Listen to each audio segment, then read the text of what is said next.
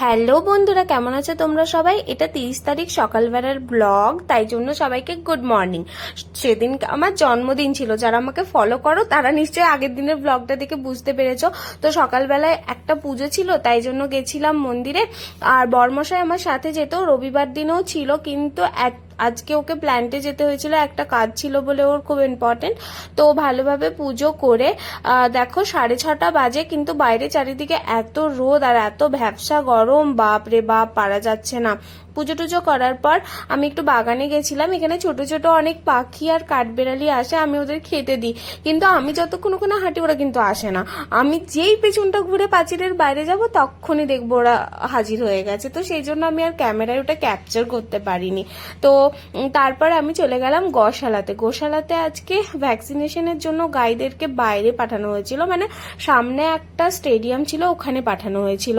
তো আমি একটা দুটো পেয়েছি, আমি সামনে এই গাইটা ছিল, ওই জন্য ওকেই খাইয়ে দিয়ে চলে আসছিলাম। তারপর ভাবলাম আজকে যখন ফাঁকা আছে গোশালাটা, তখন আমি একটু ঘুরে দেখি পুরো গোশালাটা। অনেক বড় গোশালা এখানের। আগে আমি এখান থেকেই চলে যেতাম, আজকে আমার মনে হলো যে একটু ঘুরে দেখি। ও বাবা, ঘুরে দেখতে দেখতে দেখলাম এখানে খুব কিউট কিউট কাউ বেবিস গুলো আছে। দেখো বাবা, দেখলেই মন ভরে যায়। যাই হোক, এদেরকে আমি খাওয়ানোর জন্য চারা নিয়ে এসেছিলাম। চারাগুলো বাবা দেখেই ওপর থেকে হাঁ করছে, দেখো। তারপরে আমি ওগুলো দিলাম নিচে। আসলে আমি না নাগাল পাচ্ছিলাম না এই গেটটার জন্য, না হলে আমি হাতেই খাওয়াতাম, ওই জন্য আমার নিচে ফেলে দিতে হচ্ছিল। এইভাবে আমার সকালবেলাটা কাটলো।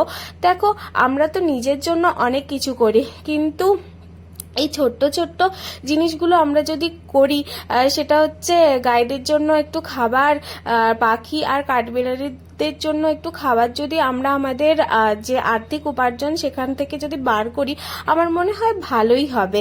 কারণ ওরা তো আর সুবিধাবাদী নয়, ওরা তোমার খেয়ে তোমার নামে পরচর্চা পরনিন্দা করবে না, ওরা তোমার জন্য ব্লেসিংসই দেবে। সেই জন্য আমার মনে হয় এটা সবার করা দরকার। বাড়িতে এসে লুচি ছোলার ডাল বানাবো ভেবেছিলাম, কিন্তু এত গরম ছিল যে আমার ভাই আর পেশেন্স হচ্ছিল না, তাই জন্য সকালবেলার খাবারটা অনলাইনে অর্ডার করে খেয়েছিলাম। হ্যাঁ, পায়েসটা আমি বানিয়েছি।